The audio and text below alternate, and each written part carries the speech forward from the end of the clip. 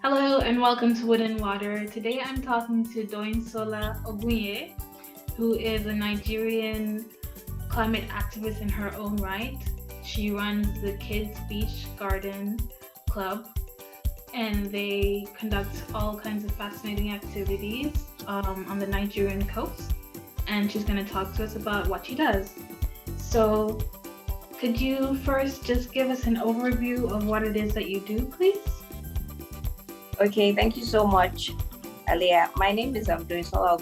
I run the Kids Beach Garden, and I started the Kids Beach Garden in 2015. But before we started the Kids Beach Garden, there was something we started called the Kids Clean Club in 2009. And the reason I started this club for children was the fact that right now the climate is actually fighting for survival. We have plastic all over in our oceans, in our drainages, everywhere. We have so much plastic, and people have forgotten the importance of trees in our community. So I said to myself, why don't I take the children, off the streets to start and get them in their formative years so that they can start to be the change that we are looking for in our communities. So we started the Kids Clean Club in 2009, and in 2015, we started the Kids Beach Garden. And along the line, we started something called the Kids for Clean Seas initiative, which took us to over 16 coastal communities in Lagos State, mostly in the rural communities of Lagos State. That's the Ibejuleki and Etiosa areas of Lagos State. And we started to teach the children the importance of tree planting, recycling, upcycling, and how they can make a change in their own little way to make the environment a cleaner and greener space. So there are other initiatives that started, but the major company actually that holds everything together is called MEDIC.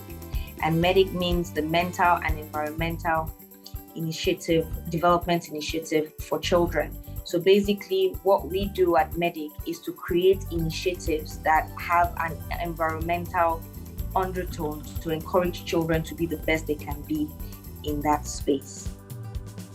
Wow, that's so amazing. That's wonderful. Thank you.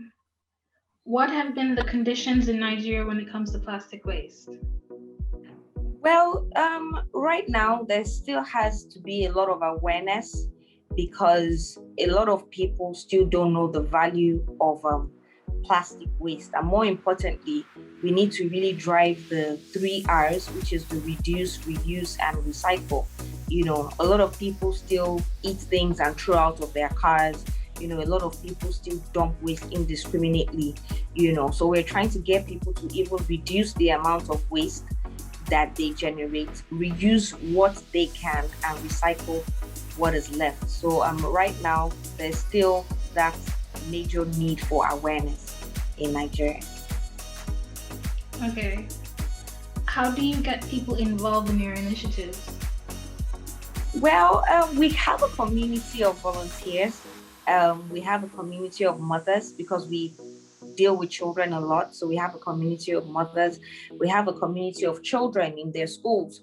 So when we want to have an activity or an engagement or an event, we just reach out to our communities and say, this is what we're doing. If you're interested, please get on board. And over the last, I think about 11 years now, we have over 5,000 people in different communities coming out to support what we're doing. That's great. What are the challenges of meeting ecological goals in a developing country? First off, I would say I would have said funding, but right now is more of the ignorance, basically. People just say, I'll give you an example. When I started in 2009, and I'll go around different communities, talking about the need to plant trees and, to save turtles and things like that. They will tell me things like in Pidgin, we never chop, meaning we haven't even eaten. We have people that are still looking for jobs, and then you're telling me to plant a tree. I'm not going to plant a tree. The government should do that. So when you have people thinking like that, like majority of the people thinking like that, it's a very, very big challenge for us in developing countries. I beg your pardon. Another major issue is, culture and religion. Most of the women, when we go to these communities, and because of their culture or the way they are in their communities, they don't want to be associated with anything dirty. So they will say they don't want to get involved. They don't want their children to get involved in things like that. And, third is the funding aspect as well, because it costs a lot of money to clean the beach, for example. It costs a lot of money to educate people, to publicize these things, to put it on social media, to do sponsored posts and things like that. It costs a lot of money to do that. And because we're trying to change the mindsets of people, we have to do it over and over and over again so that it sticks. So those are some of the challenges that we have. Sounds difficult. Do you have ideas of how to address these challenges? Well, we've been talking to traditional leaders. We've been talking to religious leaders as well.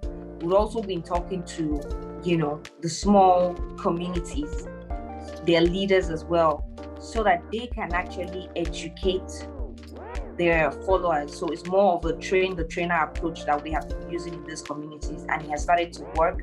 When they see their leaders doing something or supporting something, they would want to do the same thing, as well. For funding, we always reach out to the international community. We have partnerships with for Ocean in Florida, for example. They send us materials like gloves and cleaning tools and things like that would help boost our cleaning.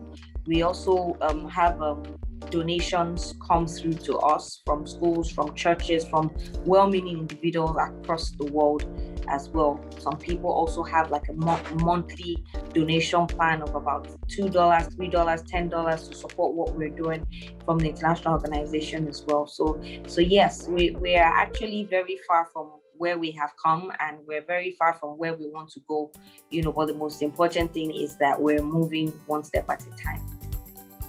Right, that's great. Do you believe that Nigeria is on track to meet its Sustainable Development Goals, or SDGs? These are the goals that the UN has come together to decide as the goals that we need to meet by 2030 in order to have sustainable development that suits the long-term goals of multiple nations that have agreed on these terms. So do you believe that Nigeria is on track to meet its commitments to the SDGs? Okay, I would say we have a long way to go. We're about 9 years to 2030, and there's a lot to do. There's a lot to cover. I would say when it comes to plastic waste recycling, I would say when it comes to Goal 14, we're still a long way from meeting those goals, and I think we have to do more. Wow. Okay, so what is it like to be a Gates Foundation goalkeeper? Okay, it makes me smile, the fact that the question isn't there. And I was basically chosen to be a goalkeeper in 2018. Can you explain what that entails? Like, it's a Bill Gates Foundation yes, project, so right?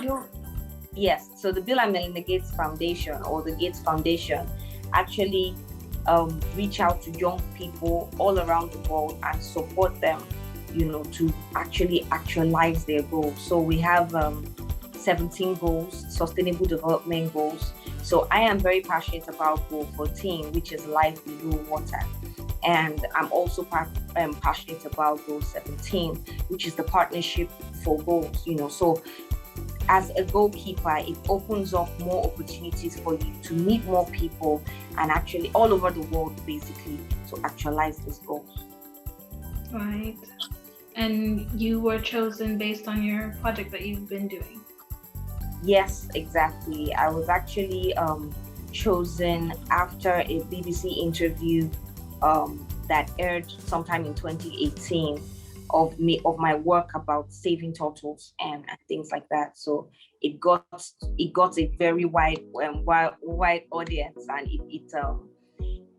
a lot of conversations started happening around that, and it was something that we're very proud of, and being chosen, to represent Nigeria at the time, was something that made me really happy. Well deserved. Thank you. Uh, okay, so tell me a little bit more about Kids Beach Garden. Okay, the Kids Beach Garden is the first sustainable beach in Lagos and in Nigeria as well. So basically, I I have a niece and a nephew, and how it started was there was no space for them to come out and just be kids and just learn from nature and things like that. So I decided to adopt this beach that we have been cleaning, and and just make it solely for children, where they can come and learn about the environment, learn about the ocean, learn about the crabs that come out in the morning and in the evening, and so many things like that. So we started this because we wanted children to come out more. Most times, most of these children, they're actually on their iPads or they're indoors, but outdoor play is something that would help children in their cognitive learning and cognitive development as well. So that is why we started this, and we've been able to reach out to so many children, so many schools, so many families as well, to learn about the environment and what they can do, to make it a better place. So it has become a household name in some homes where the children want to come out to the beach, not just to have fun at the beach, but also to clean the beach. And we hope to expand across the shorelines of Lagos State and also Nigeria as well, so that we can give children the opportunity to clean the environment, to plant trees, and also to give back. Fantastic. For the heavy topic, how has COVID affected your initiatives? Well, I would say it expanded our reach, because when COVID started, there was a lockdown, and because we work with children and we work with women, especially in vulnerable communities, we had to start to go back to these communities to give them food, to give them water. So we started, initiatives like the COVID-19 Water Challenge. We started the COVID-19 Health or Medical Aid Challenge.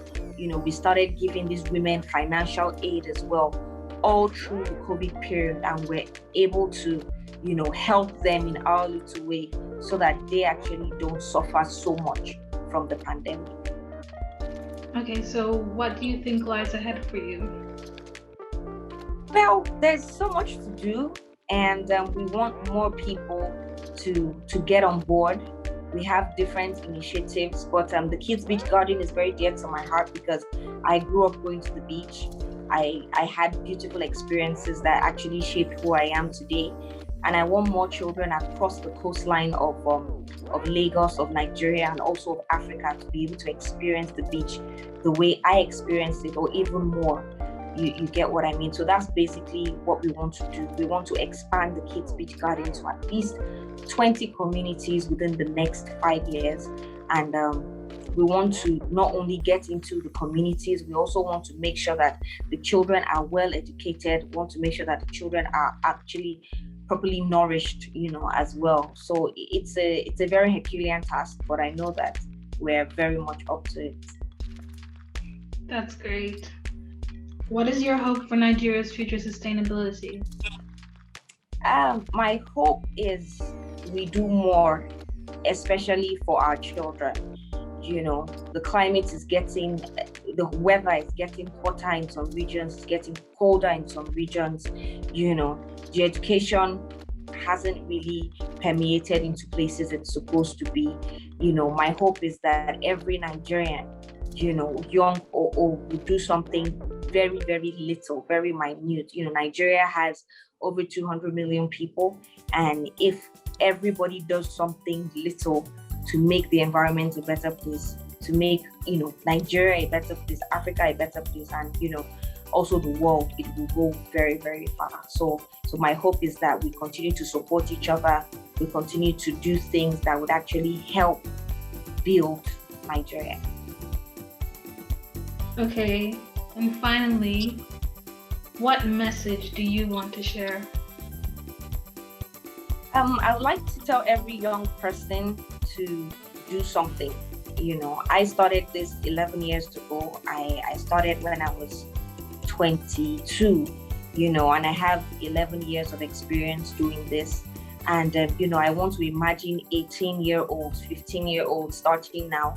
There's already a platform, that they can start doing whatever it is they want to do.